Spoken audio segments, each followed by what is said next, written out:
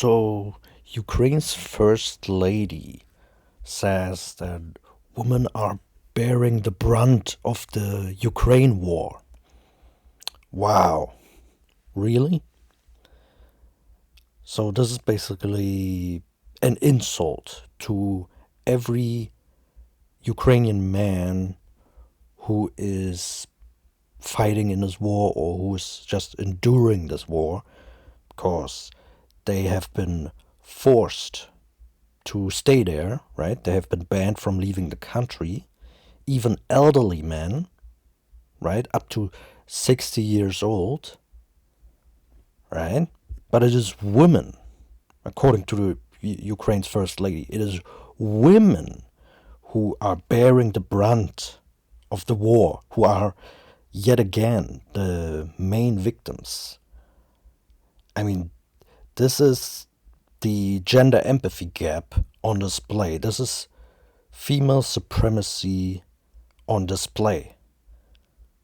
This is spitting in the face of the sacrifice of these Ukrainian men. Okay? Absolutely disgusting. Now let us read some of this political article here. Right? Ukraine's first lady, woman bearing the brunt of the war. Quote, now people are trying to go on living, working, having their children go to school. Sometimes they even make jokes. Wow. Wow, women are joking around with their children, right? Ukrainian female refugees, right, who are safe in neighboring countries, like Germany, for example, or Poland, right? They are bearing the brunt of the war, apparently, because they have to look after their children, and they even make jokes. Isn't that amazing? Isn't that amazing? Wow. Meanwhile, Ukrainian men are getting slaughtered, right? Having to face missile strikes and bombs and artillery and all kinds of weaponry, right? But yeah, women really have it bad, apparently. Okay. Wow. Ukraine's first lady said in an interview that aired Sunday that women have borne the brunt of the Russian invasion of her nation. Speaking through a translator on CNN's Farid Zakaria GPS, Olena Zelenska talked about the impact of the war between Russia and Ukraine that began almost a year ago. You know, she told Zakaria, women have taken the brunt of this war in terms of ensuring that their families are okay, that their children are okay, that their children are safe. Mothers and grandmothers have stepped in order to protect them. She said the war has separated many families in Ukraine as people have fled the fighting. Now, this is some gender neutral nonsense because most refugees are female, right? 90% of Ukrainian refugees are women and children, while most Ukrainian men age 18 to 60 are banned from leaving the country, right? So saying here that people have fled the fighting is complete bullshit. This is hiding how Ukrainian women have fled the sinking ship, so to speak, and left their man behind. This is what's actually happened here. Okay? So, yeah, I mean, the fact that the first lady of Ukraine says that women are bearing the brunt of the war is spitting in the face of the Ukrainian men who are being turned into cannon fodder, right? And this is basically also what Hillary Clinton said, that women are like the main or first victims of war or some bullshit like that. right? I mean, this is absolutely disgusting and disrespectful. This is an insult to Ukrainian men, right?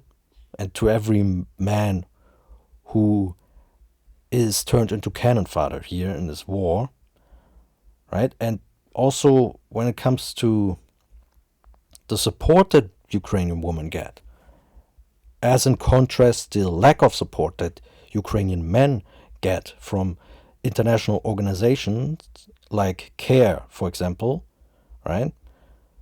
Ukraine, 1 year on, women are rising in support of each other, but they still need our help, right? And it says right here, as the escalation of the conflict in Ukraine enters its second year, the global community must renew its support to the most vulnerable groups that have been affected, including women and girls, CARE said today. Wow, the most vulnerable groups.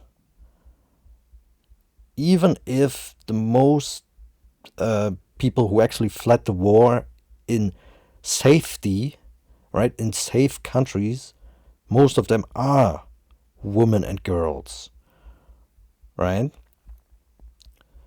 And it also says right here, there's a strong gender dynamic to this crisis. While women make up the majority of those displaced inside Ukraine and neighboring countries, they are also rising up to support each other as part of the response. They are rising up to support each other, right? I saw UN women also saying the same shit, support women in Ukraine and all kinds of feminist organizations, right? And when I looked up support Ukrainian men, I found basically nothing. The only thing I found was some petition against the banning of Ukrainian men from leaving the country. That was the only thing I found. So there's more international support for Ukrainian women, even though they are allowed to flee the country and make up the majority of those who fled the country in safety, in safe neighboring countries, right?